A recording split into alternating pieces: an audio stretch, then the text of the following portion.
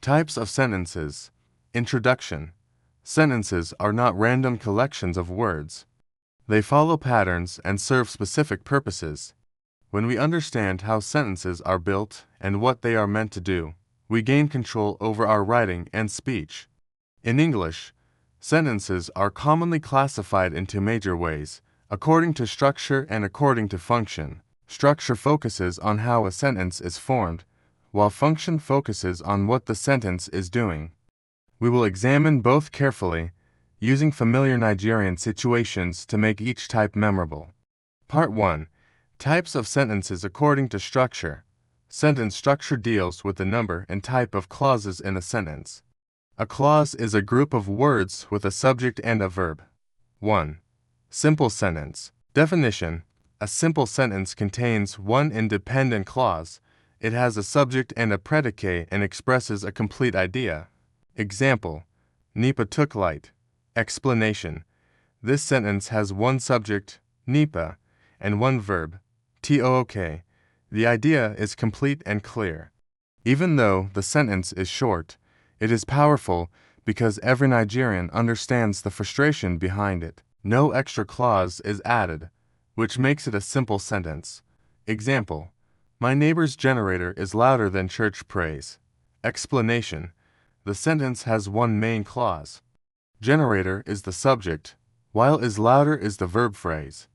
The comparison adds humor, but structurally, the sentence remains simple because it expresses only one complete thought. 2. Compound sentence. Definition. A compound sentence contains two or more independent clauses joined by a coordinating conjunction such as and, but, or, so. Example. I cooked rice, but my younger brother finished it before I returned. Explanation. The first clause, I cooked rice, can stand alone. The second clause, my younger brother finished it before I returned, can also stand alone. They are joined by but, which shows contrast. This makes the sentence compound. Example. The landlord increased the rent, and tenants started calculating relocation. Explanation. Both clauses are independent and joined by and. Grammatically, the sentence qualifies as compound because it links to equal ideas. 3. Complex sentence. Definition. A complex sentence has one independent clause and one or more dependent clauses. The dependent clause cannot stand alone and usually begins with words like because, although, when, if, that. Example. I stayed indoors because the rain was not smiling. Explanation. I stayed indoors, the independent clause. Because the rain was not smiling is a dependent clause explaining the reason. The second clause depends on the first to make sense, which makes the sentence complex. Example. When Mummy entered the room, everyone suddenly found a book. Explanation. When Mummy entered the room is a dependent clause indicating time. Everyone suddenly found a book is the independent clause. The structure remains complex. 4. Compound complex sentence. Definition. A compound complex sentence contains at least two independent clauses and at least one dependent clause. Example. When the food finished, I kept quiet, but my cousin started shouting. Explanation. I kept quiet, and my cousin started shouting are independent clauses joined by but. When the food finished is a dependent clause that gives context. The mixture of clauses makes the sentence compound complex. Example. Although the meeting was boring, I stayed till the end, and my friend slept peacefully. Explanation. The dependent clause although the meeting was boring sets the condition.